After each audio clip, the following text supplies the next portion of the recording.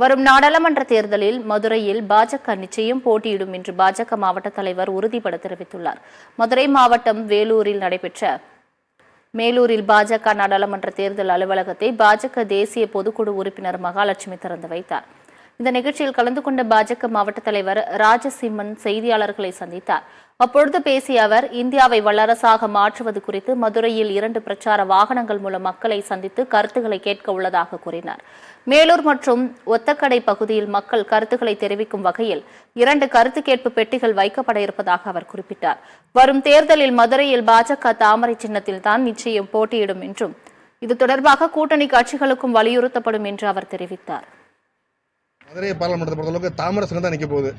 தாமரை சின்னம் தான் நிற்கிறது உறுதி. அதில் எந்த விதமான சந்தேகம் இல்லை. பாரத தேசத்தில் இன்னைக்கு 543 தொகுதியிலையும் யார் தாமரையை உண்மையிலேயே சுமந்து வேலை செய்கிறாங்களோ அவங்களுக்கான வேட்பாளர் பட்டியல் தான் வரும். அது கட்சிகள் சின்னங்கள் இல்லாதவங்களுக்கு தாமரை சின்னம்.